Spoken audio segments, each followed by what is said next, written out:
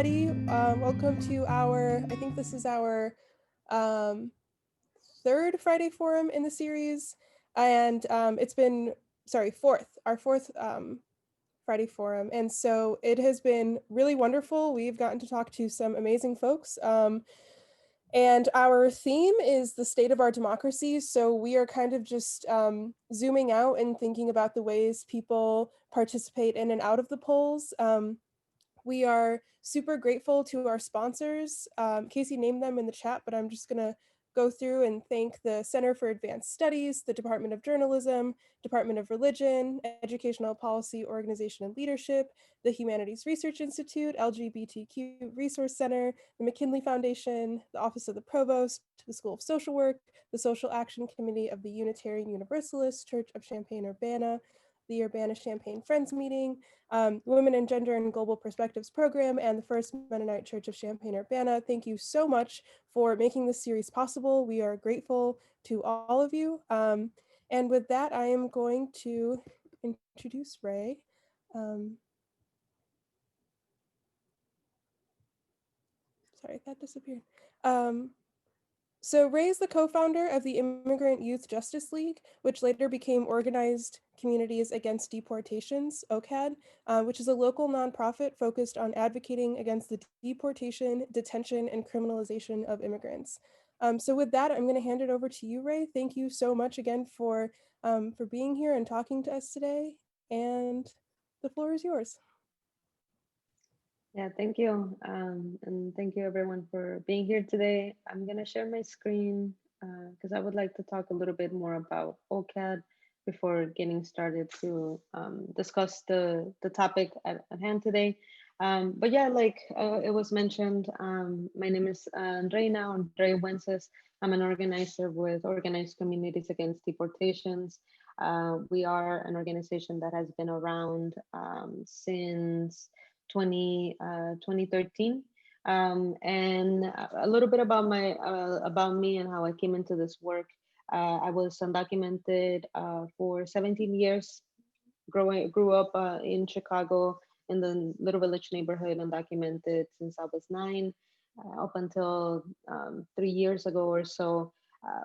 Growing up, I definitely, had a fear of the police and ICE, and I just knew that that was a risk of something, and I quite didn't know at the time what it was. It wasn't until later on in life when I graduated high school that I started meeting people that are also undocumented, that are talking about it, and that are also in deportation proceedings. And so then that's kind of how I got involved about 10 years ago. The first campaign that I supported, or organizing effort that I supported, was a deportation case to stop the deportation of a student at the University of Illinois in Chicago.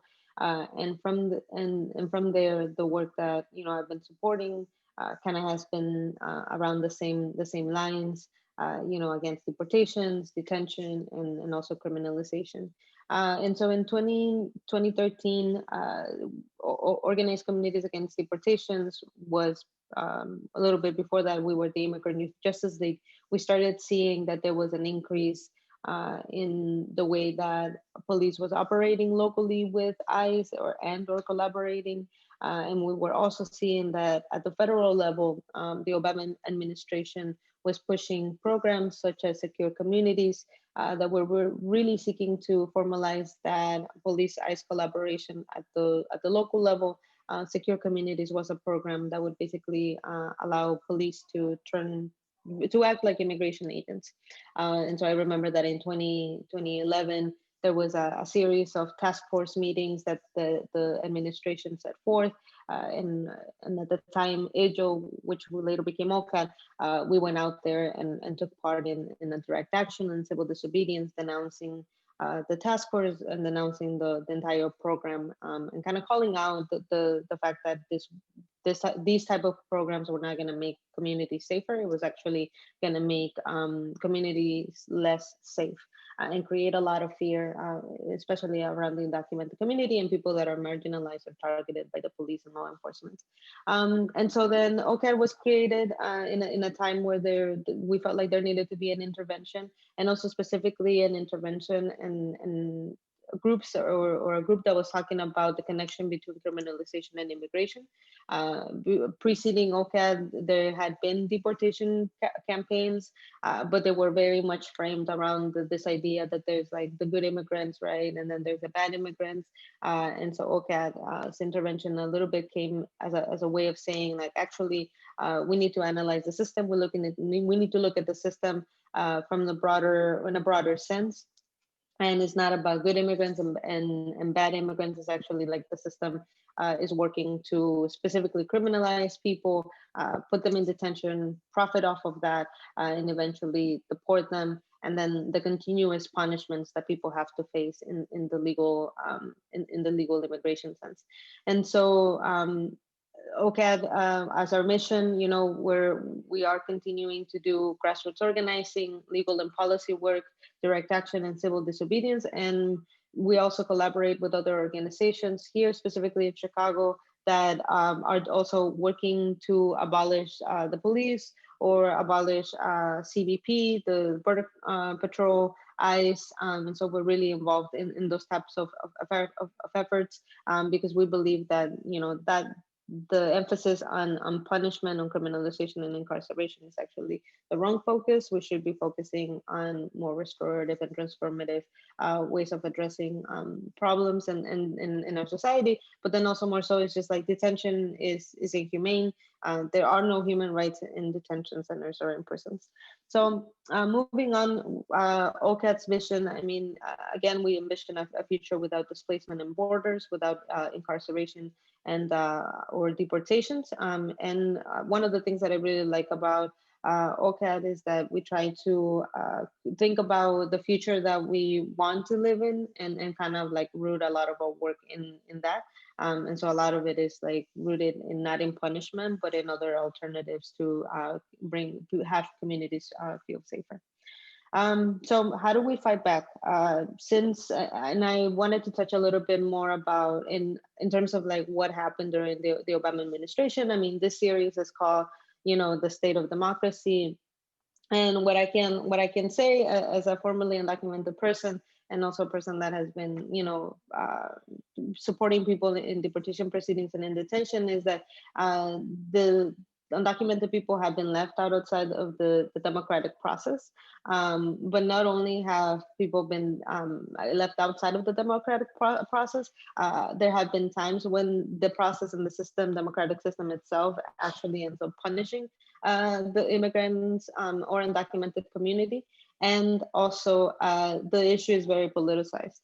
And so not only do immigrant communities have to face the uncertainty of what's going to happen to them, without like being represented, in fear, right? That ICE might come and knock on their door and put them in deportation proceedings. But they're also at the mercy of the legislators, the people in DC, right? And even at the local level. And a lot of these issues, and specifically in immigration, right, has been politicized. And oftentimes people don't want to touch it, or they try to take the more, I guess, appealing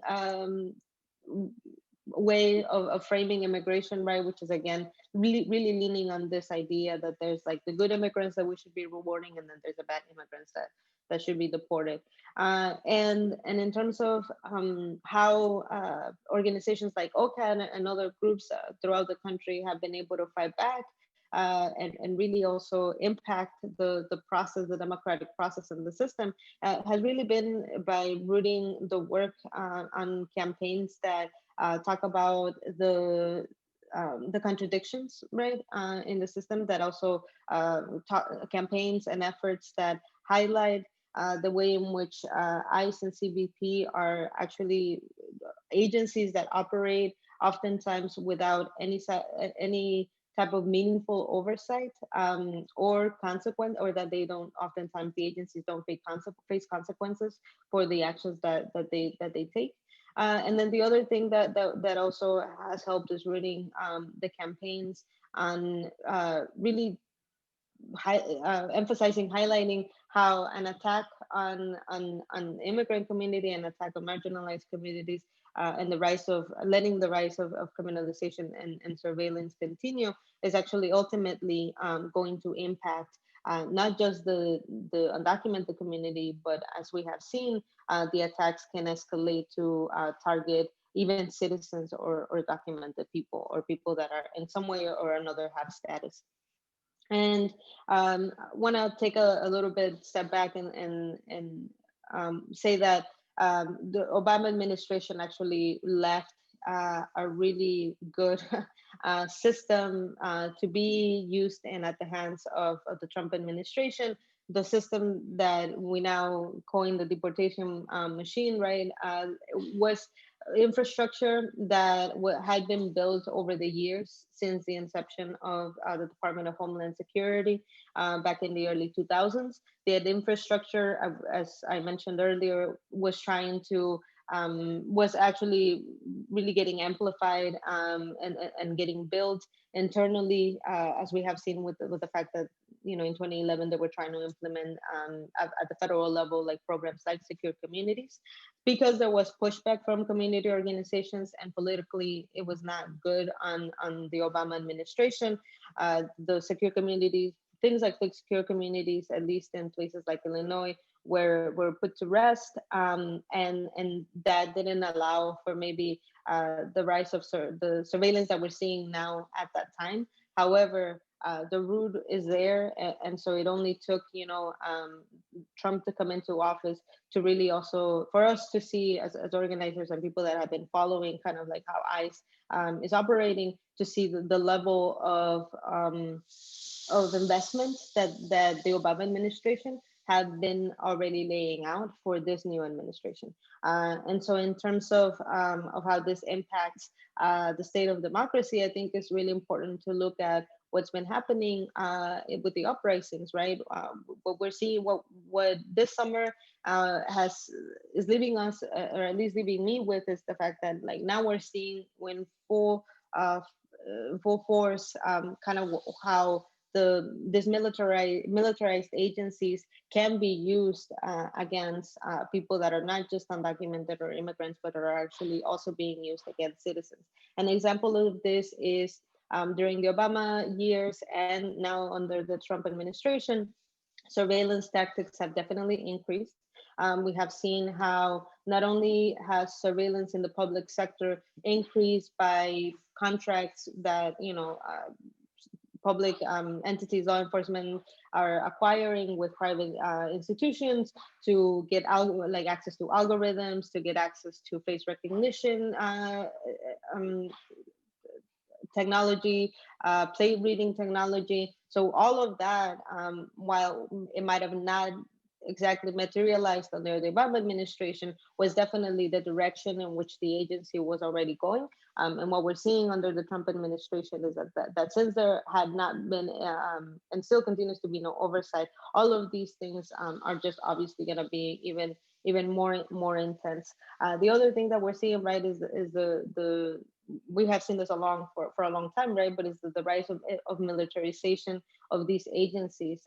What the pictures that we're looking at, the images that we're looking at of what's happening in Kenosha, in Missouri, right? It's full on militarized weapons. What we saw in Portland too is right the way in which the president was able to say, we're going to send not only the National Guard, but we're also going to send DHS agents. And for a minute there, people for days, actually not even a minute, for a couple of days, hours, we were really concerned about the impact that having DHS agents just snatching people out of the streets would have, not only on people that were born here, right, but also just on anyone that was out there in the street being part of the protests or the demonstrations.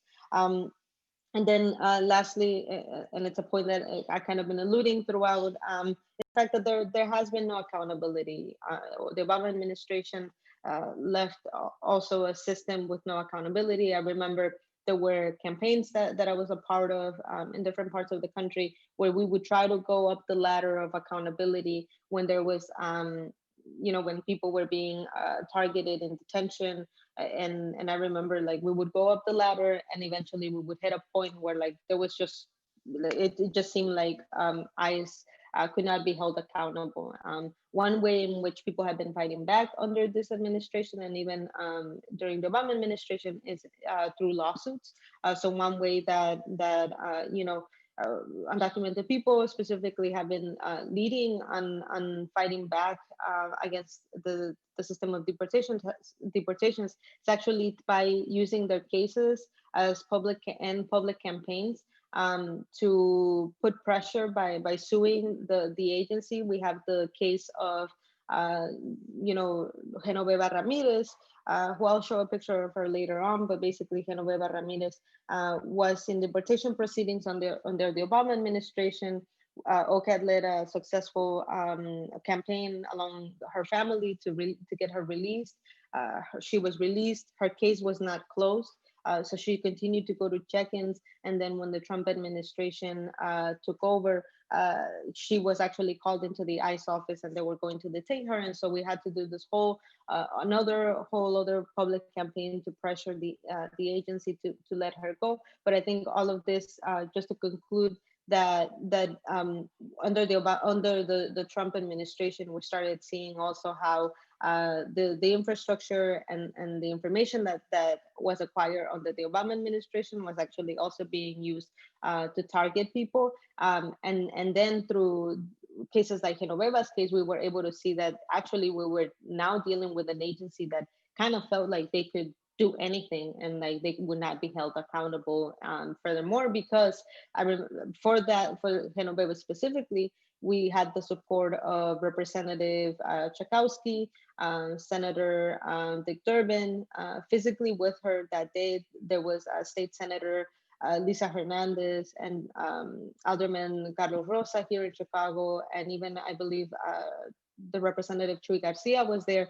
And even though they were there in person with her,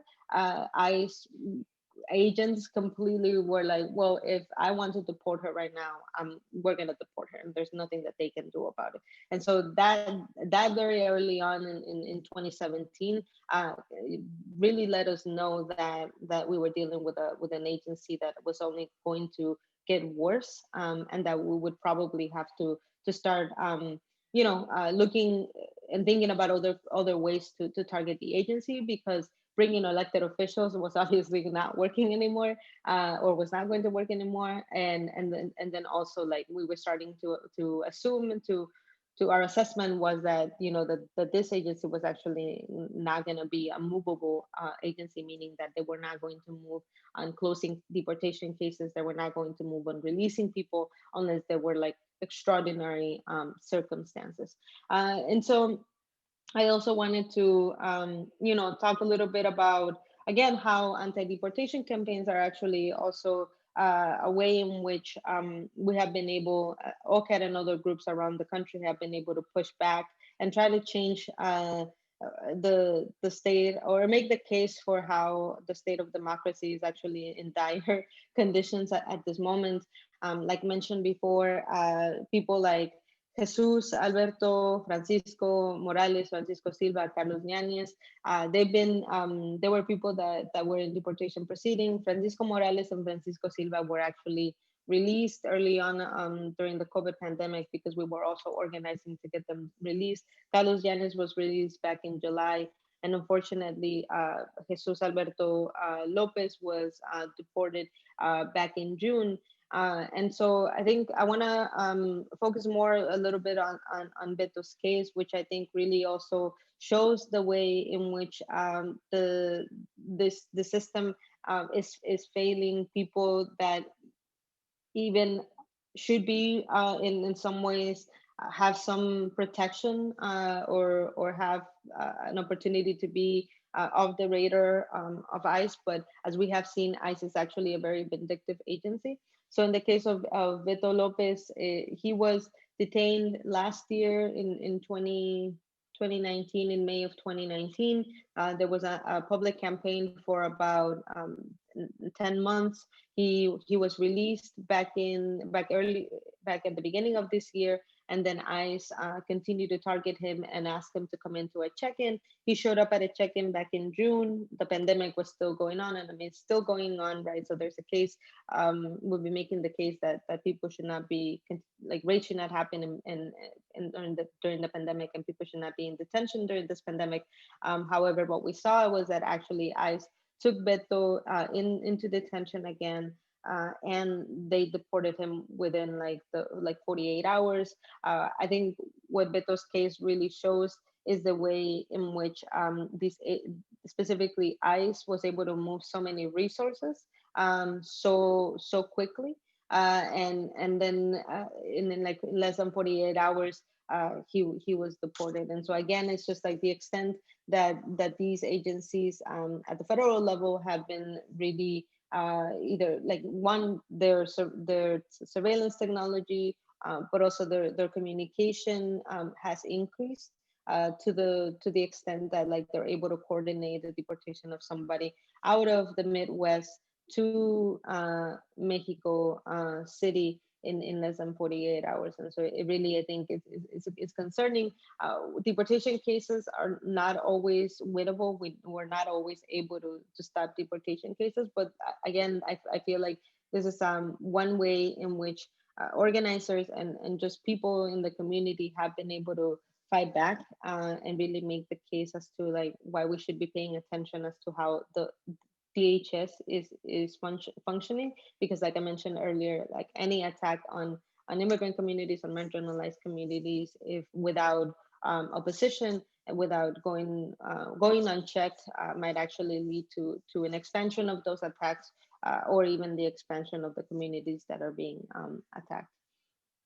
Um, and the other way that we as OCAD, I think, have also been trying to change and really get to the crux that undocumented people or to demystify it, right, that undocumented people are not visible, is by going more local and really pushing our municipal elected officials to find either ways or to find legislation to pass policy that is actually in fact going to improve the lives of not just everyone, like citizens, right, but also undocumented people. So while undocumented people or non-citizens may not be able to take part in the democratic process, undocumented people, immigrants, non-citizens can definitely partake in impacting the context in which democracy is operating, right? So, for example, one thing that a couple of two campaigns that we have been working on for the last couple of years is one, the Sanctuary for All campaign, which is in just briefly is a campaign to remove all the carve-outs, exceptions from Chicago's Welcoming City Ordinance. The Welcoming City Ordinance basically is trying to do what it's trying to do is end all police-ICE collaboration. But as it stands right now, that ordinance has four exceptions, which means that if you fall within any of those four categories, the ordinance does not protect you, and in fact, police can still collaborate with ICE. And so, since 2016, OCAD and other organizations around the city, we've been part of this coalition to try to remove the carve-outs, to tell previously Mayor Rahm Emanuel to remove the carve-outs, and now the Lightfoot administration to do that. But we have not been successful because there is a pending federal lawsuit that Chicago and the federal government right now are in entanglement with, and so they, like we were putting the hold on that right now because it's litigation, and so we're not able to move it. But however, that doesn't mean that we're not able to like use this as a tool to keep the conversation going, and so. An example of that is 2019 municipal elections here in Chicago. There was a long list of people that were running for office. and one of the campaign for to remove the carve outs, the campaign for a welcoming city ordinance, actually we created a lot of momentum for that. That it was one of the questions for many of the candidates on the ballot. So there was no forum that you could go to at the time with that they weren't asking people, do you support a sanctuary for all? Right. And so even our current mayor, she ran on removing the carve outs within her first 100 years and making Chicago a sanctuary for all, for real. But obviously that has not happened. So I think it's one, again, like, even though non-citizens may not be able to take part in the democratic process, we're still very much part of influencing those conversations. Then another example of that that it also intersects with the topics around criminalization, and the police and law enforcement, is the campaign to erase the gang database. So again, through some of the deportation case work that we do, we meet people, or we sometimes identify cases, or yeah, that might make that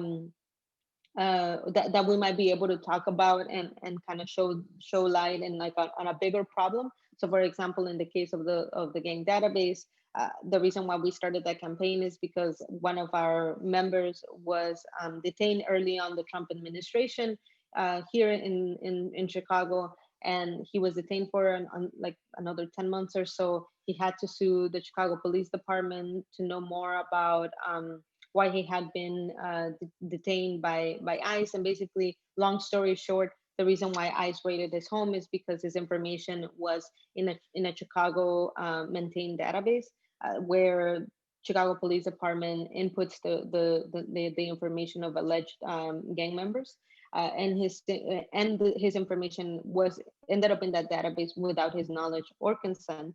And then ICE was actually being able to access these databases, not only the gang database, but ICE actually had access to other databases. And by having access to the gang database, they were able to get Wilmer's information and other people's information. And then that's how they ended up at his house in March of 2017. So he ends up in detention, long campaign, but he ended up getting released after long organizing, and really his wife was out there leading the campaign a lot, and speaking publicly and denouncing ICE's actions. So he got released.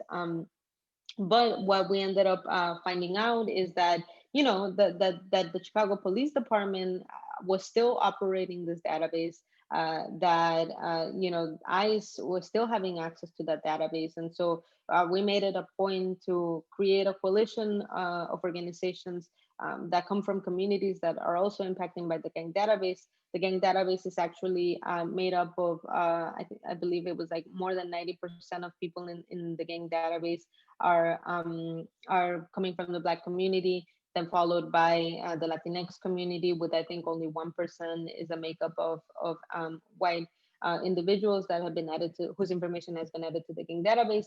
And so one of the things that we ended up doing was the work that the campaign had been building up to. By the time that we get to the 2019 municipal elections, it was another issue, another topic that candidates could not ignore. It was an issue that was brought up at many of the forums under the policing section, right, of these questionnaires.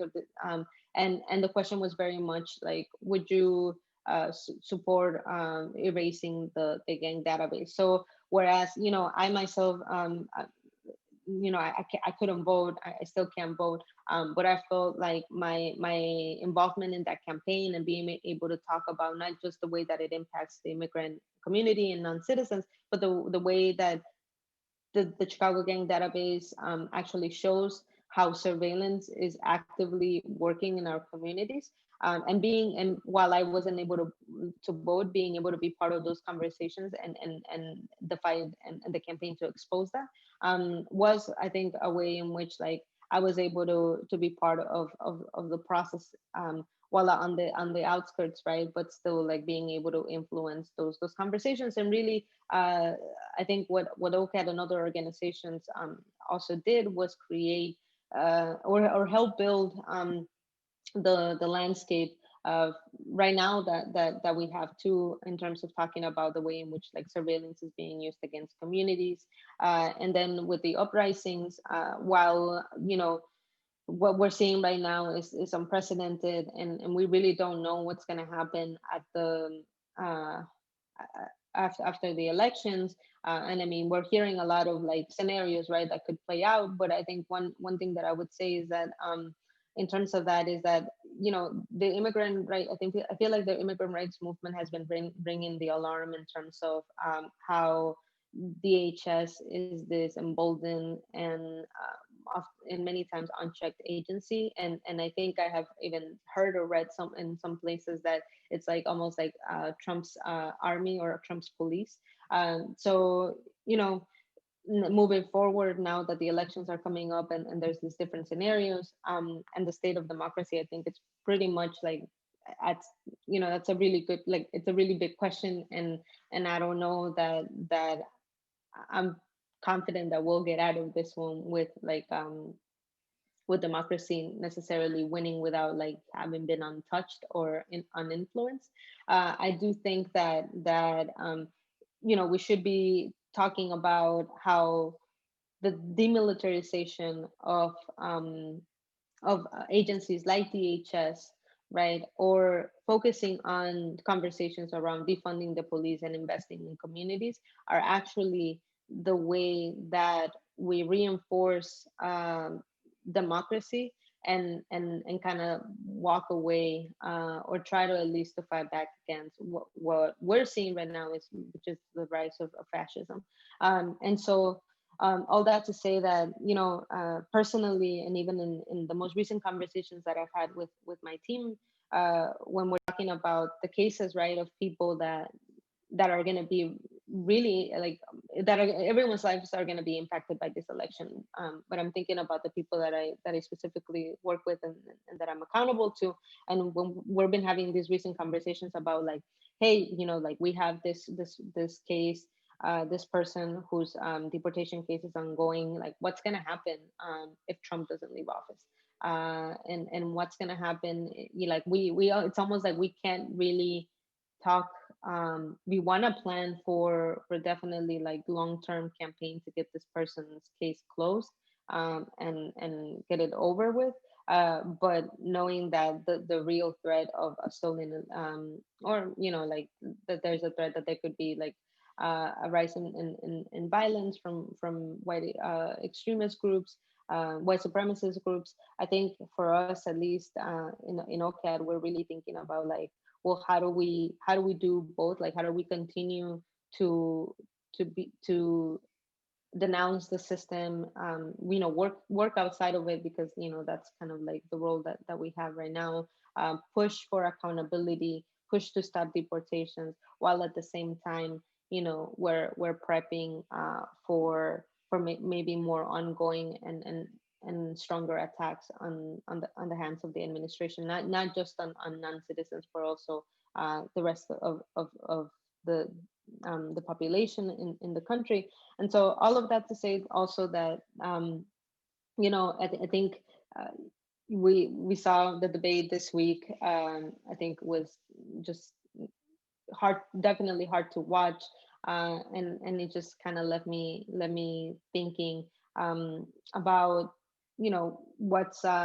what's gonna happen to also with the Supreme Court, with the last right before our RGB passed. There was a decision that really negatively impacts people with TPS, temporary protective status. So those people are also in limbo, and then the cases that are coming up in the Supreme Court not only will impact undocumented and non-citizens, but will definitely also impact other people, transgender folks. We're seeing also, the attacks on um, the people are predicting that there will be attacks on abortion, abortion rights, and then also we're seeing how in detention centers like the Irwin Detention Center in Georgia, uh, even in this moment, people are being forced, and are undergoing forced sterilizations. And so I think, like, just to conclude, because I really want to open it up and hear from people, and get some questions from y'all, and have more of a discussion. But I think for organizations like OCAD, we've been kind of, again, outside of the democratic process. Many of us can't vote, but we've been definitely, I feel like, able to influence discussions, and the landscape, of what's happening here, at least locally. I think the same thing can be said about other organizations, at the local level in different places of the country. But I do think that it's going to take, a lot, from also people that are, citizens and non-citizens, but definitely people that have the privilege of voting, to not only go out and vote, but also be ready to engage, and get involved in other ways. I think, like, one of the things that the uprisings have shown us, the the decision, to not, charge the officers that were involved in Breonna Taylor's, case, really show us that there's definitely something wrong with these systems, that need to be, addressed.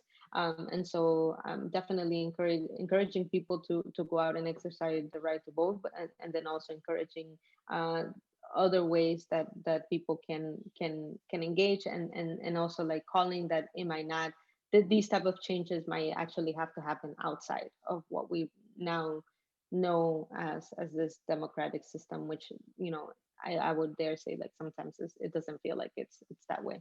But yeah, I wanted to end it right here, and open it up. And yeah, thank you again for the invitation. Thanks, Ray.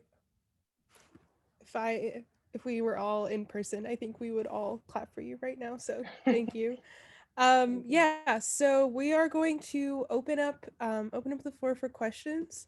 Um, Attendees, you can either use the chat feature or the Q&A. It's on the bottom panel of the screen. So our first question is from Jorge, and you already touched on this a little bit, but I'm wondering if you want to go a little further. So Jorge is saying, with the election coming and keeping undocumented people who can't vote in mind, how do you respond to citizens and those who can vote who say that they will not participate in the elections for various reasons, not voting for less of the two evils, no trust in the electoral system's ability to create change, etc.? Yeah, I- I've gotten into arguments, and I'll be hella honest. I've gotten into arguments with people about this one.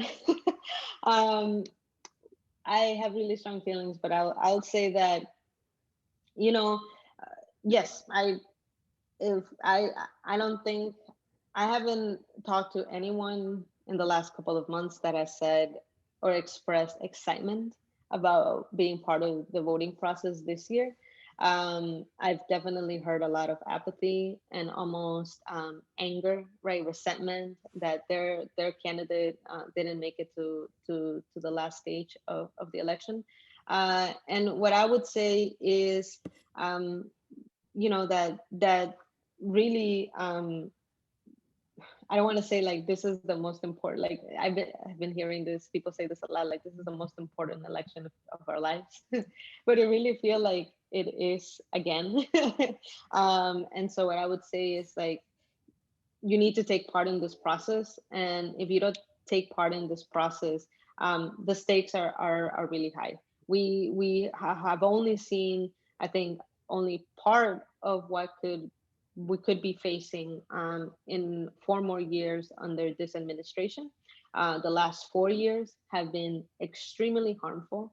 I would also dare say that this person is probably talking from a place of privilege, right? And I say that because, I've had to have conversations with some of my, like, citizen friends, where it's like, they don't feel like they can vote, for Biden, and they also they're not gonna vote for Trump, right? But the way that I laid it out is, like, the last 4 years have been really harmful. There's no way of telling what another 4 years can look like, But I can tell you this: those attacks are not only going to be on people like me or on non-citizens. It's going to be other people, and potentially going to be people like you. And we're seeing that in, again, in the way that the uprisings were being handled by the federal government, right?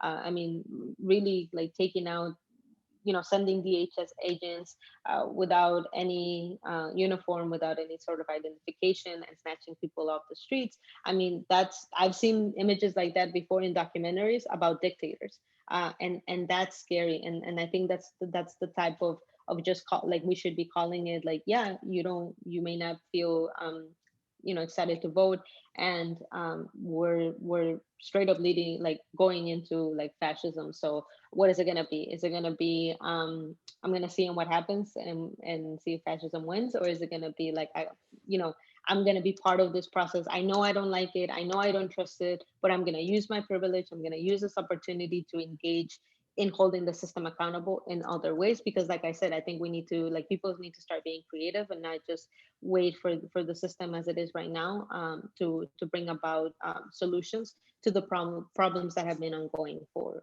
ages. Thank you. So we have a couple more questions. The first is from Mark, who's asking, is CBD still doing child separation? If not, when did they stop? If so, why haven't they obeyed the court order that forbid them to continue? And then he links two articles um, about child separation. Yeah, I mean, again, that's what I was saying about, there are so many loopholes that CBP, DHS, and ICE can take in terms of how they're operating. And so, like, we have heard the narrative, right, in the mainstream media, that, this judge made this decision, and we should take it by what they're saying, right? That they're not going to separate children anymore. But we know that that's not the case. I mean, we just cases like what we have heard in the last couple of months, like the case of a detention center, ICE agents blasting the AC in a detention center, so that like people's temperatures would drop, and they wouldn't, like, high temperatures wouldn't be detected during the COVID testing. Like, we we only know about that because there was a whistleblower that told us about that. The stuff around, the forced sterilization of women in the at the Irwin Detention Center. Again, we only know about that because there was somebody that was too fed up and didn't want to be an accomplice to that type of action, and decided to speak out. So is CBP still doing child separation? Yeah. Why haven't they, followed orders not to continue to do that? Is because the agency feels emboldened, and they haven't been held accountable. And I don't think that under this administration, at least, um, they can be held accountable by the federal administration.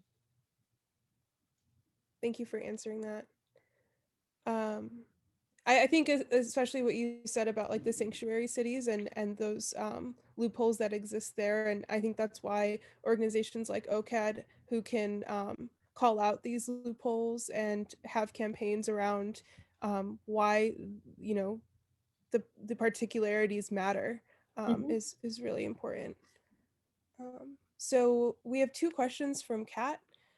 One is, are there any active steps we can take to decriminalize the usage of false documents by undocumented immigrants?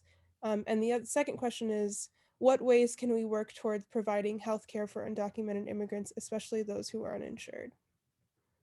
Hmm.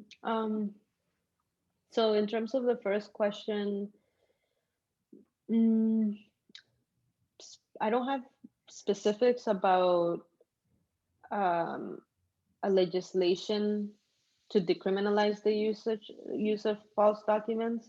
But what I can point to, and maybe something to look into, is the Fix 96 campaign, or the efforts to repeal the 96 immigration laws, which in many ways are the 96 immigration laws are part of the reason why many people have been criminalized. I mean, that law, I believe, created also like criteria for long-term detention, expanded the list of charges that could be considered negative under immigration law and deportable, right? Like that would make somebody put somebody at risk of getting deported.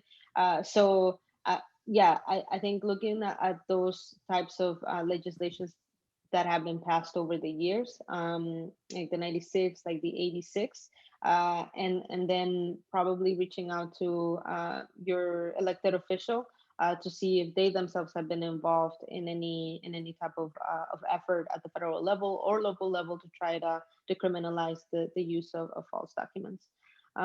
Then the other question, there's been a lot of here in Chicago specifically, there has been organizing, mobilizing, and a lot of advocacy led by organizations like ICER, the Illinois Coalition for Refugee and Immigrant Rights, and others that have been pushing for more access to local healthcare. So I know that here at the county level in Cook County, which is Chicago, we're in Cook County, there's a program that gives services to uninsured people, regardless of immigration status. So like you could be a citizen but still like access this program. And so I think like definitely paying attention to conversations around county budgets is really important, because that's where they start talking about like how much money is going to health services, and sometimes they don't talk about like every line item that is going to fund, but that money for services that include undocumented people could be potentially be in there. And if it's not,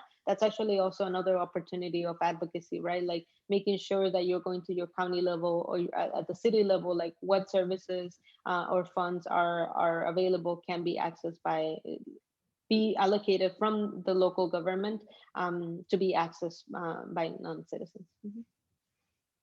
Thank you.